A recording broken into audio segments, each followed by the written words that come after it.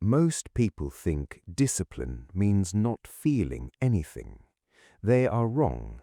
I have felt everything. Fear, euphoria, the slow, suffocating pressure of a position moving against you while the world tells you that you are the problem. Discipline is not the absence of emotion, it is the refusal to let emotion become a decision. Over 50 years I built something, not a formula, not a checklist, but a structure of thinking that could hold the weight of uncertainty without collapsing under it. The question is not whether you feel, the question is whether your feelings are in charge. It was 1997, summer, quiet in most of the world, but if you had spent months studying the currency pegs of Southeast Asia, the debt structures of Thai banks, the gap between what governments were claiming and what the numbers were actually saying, the quiet felt less like calm and more like the moment before something breaks. The Thai baht had been pegged to the US dollar for years. On the surface, it looked like stability. In practice, it was a fiction. The central bank was quietly running out of reserves. The current account deficit was widening. Foreign capital had flooded in, chasing yield, borrowed, short-term, denominated in dollars. The fundamentals were not just weak, they were structurally broken. I had a thesis, not a feeling, a thesis built over months, tested against the data, pressure-checked against every counter-argument I could construct. We positioned short against the baht, carefully, deliberately. Then the pressure came. The Prime Minister of Malaysia called me a criminal, a parasite. The narrative spread that I was the cause of the suffering of millions across Southeast Asia. I want to tell you what that felt like. It was not comfortable. Real people were losing real livelihoods. That weight was real. But I also understood I did not create the imbalance. I identified it. The baht was going to break whether I shorted it or not. The debt was real. The fragility had been building for years before I ever looked at it. Holding that distinction between causing something and identifying something required everything I had built inside my own thinking. The pressure to close the position, to walk away from the noise, was enormous.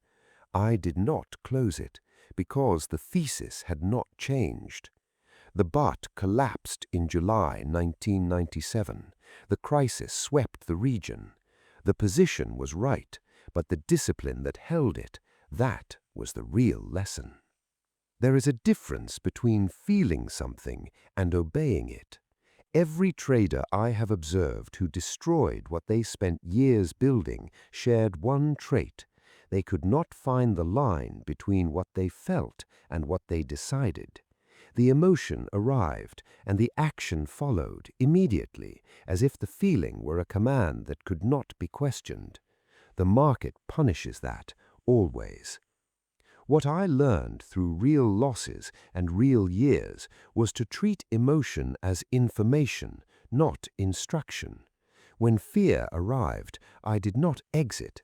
I asked one question: what has actually changed? Is this fear responding to new evidence or simply to discomfort? Those are entirely different situations. One demands action, the other demands patience. The emotion that is not examined becomes the trade that destroys you. Build the habit of pausing. 60 seconds, long enough to ask what changed. That pause, practiced every single time, is worth more than any indicator you will ever find. Remember that. I have never been certain, not once in 50 years, not in 1997, not in 2008 when I returned from retirement because the pattern in the credit markets was unlike anything since the 1930s, not in any trade that defined this career. Every position was held under uncertainty, structured uncertainty, analyzed, sized appropriately, with defined exit conditions, but uncertainty nonetheless. Most traders are not destroyed by uncertainty, they are destroyed by their inability to sit inside it. They chase certainty the way a person lost in the dark presses their back against a wall, and the market provides the illusion of certainty constantly, through consensus, through confirming headlines, through the comfort of doing what everyone else is doing. Consensus is where the large losses are built. The trader who needs certainty before acting will always be too late, too large, or too slow to exit. Acknowledge the uncertainty, then act inside it anyway. Remember that. I want to tell you something I do not often say. There was a period, quiet, not dramatic, where I began to lose confidence, not in a position, but in my own thinking, in the framework itself. I had been early on several trades, right for direction, wrong for timing, which in markets produces the same result as simply being wrong. The losses accumulated, the patience eroded. I began second-guessing steps I had not questioned in decades, waiting longer than the thesis required, looking for more confirmation than the analysis needed. That's a dangerous place, not because caution is wrong, but because what I was experiencing was not caution, it was doubt wearing the mask of caution.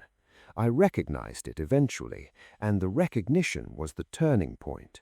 Not a new rule, not a new system, but just the honest acknowledgement that something had shifted, and the deliberate work of returning to what I actually knew. Every serious trader will face this, the slow erosion, the moment when discipline starts to feel like stubbornness, and stubbornness starts to feel like the only thing left. That feeling is not a signal to abandon the method. That feeling is a signal to return to it. We began with one question, not whether you feel, but whether your feelings are in charge. The market does not reward intelligence. It does not reward experience or sophistication alone. It rewards the trader who has built, through loss, through revision, through honest self-examination, a mind that functions clearly inside chaos. That is not talent, that is construction. Built one decision at a time, every pause before reacting, every loss examined honestly instead of explained away, every position held because the thesis was intact, and every exit made because the evidence demanded it, regardless of what the emotion was asking for. The market is a reflection of human bias, and human bias is always, eventually, wrong, including mine, including yours. Build the structure, then trust it more than you trust the feeling of the moment. The most important trade you will ever make is the decision to think before you act, every single time, without exception. If you believe the markets are something to be understood, not feared, not followed blindly, but genuinely understood, this channel was built for you. Subscribe and let's continue.